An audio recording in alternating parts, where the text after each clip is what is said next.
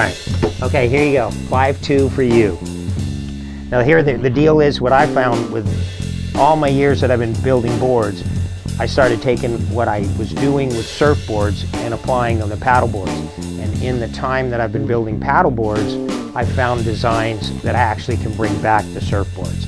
And if you notice, very similar to the one that was outside, that was 8 feet long, this one's 5.2. And the neat thing about this is it incorporates everything that I'm doing on my paddle boards on a little bit more of a subtle level, but it's still on a performance level.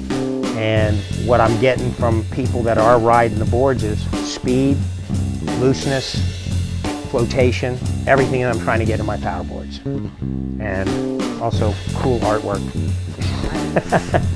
You know, I like that thing. Traditional Tomo board is, which is 18 inches wide, 5.2, 5.6, and it's a very straight board.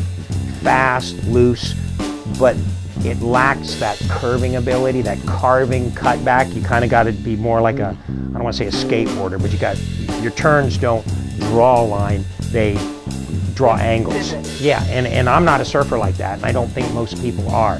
Kids can be, and they like it, but you still, I think, lose that fluid motion because of a nice curving rail. And so what I did is I just said, well, let's just try it a little bit wider and see, because planing, which is width, gives you speed, and especially in slow conditions. I mean, it's kind of nice to be able to take a board out, I think, in what looks like a perfect condition, and you don't have to hopping and popping on that front nose to gain some speed. The board literally is going like this. And I made it basically a 4+1, because then it gives you some options, but I believe as a quad it'll probably work pretty well. Yeah, well, that just covers the tail patch when I put the fins in. And I haven't hot coated the bottom. What's kind of neat is with epoxy, what I like is you actually get the laminating coat on, then you hit it roughly to remove all this roughness, and then you just throw a hot coat on, and it almost comes out like a gloss. So you hit it right away with 220 instead of 100 grit, 120, 180, and build it up. So it's almost like you could, I just hot coat the bottom and take a razor blade and it's ready to go. That's what I'm hoping. Oh, so, very cool. But I don't want people to think I just do surf paddle boards. I do surfboards, and what I've got from my paddle boards I'm carrying over, because if it works on something that big, it's got to work on something small. Oh, it sounds amazing. By cutting, basically, you know how if you have a round rail, it can snap anywhere. It's like angle iron to a degree. You've got to break it twice in order for it to snap. And I haven't had any problems, and I've ridden my boards and my paddle boards into about 12, 14 foot. So, and I've wiped out in that big, so I know they don't break. So. Even with the smaller, it's not? No, actually I don't think it would break. It would probably break less because it's so small. There's no chance for it to get that wobbling, snapping ability. Because a board gets to a point, and then if it doesn't go any farther, it won't break.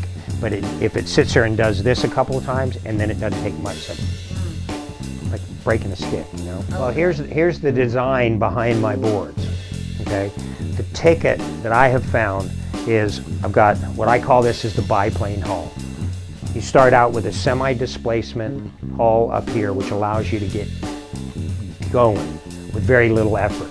With just within a few strokes of paddling, the board gets on a planing surface right here. And then the concave, which flattens out the rocker for speed.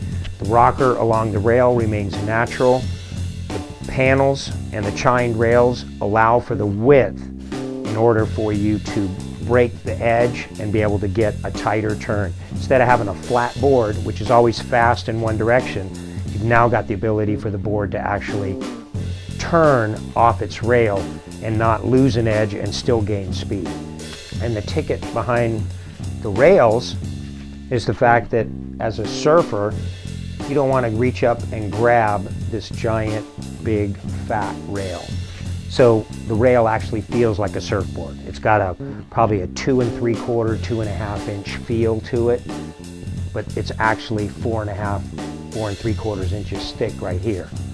The concave deck, which makes this, I think, kind of the ticket in here, is it lowers your center of gravity, but at the same time, it splits the foam from the center of the board to the outside like a catamaran, which provides stability and, in a sense, the way things I've read, it actually changes the center of buoyancy of the board. Instead of being down the center line, it's now moved to the outside.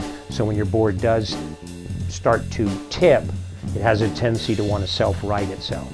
So my boards are actually a lot more stable. The only problem that some people have is that they actually have to change their stance from a parallel stance to a surfer stance. But that's the way we should be riding a board anyway, like a surfer.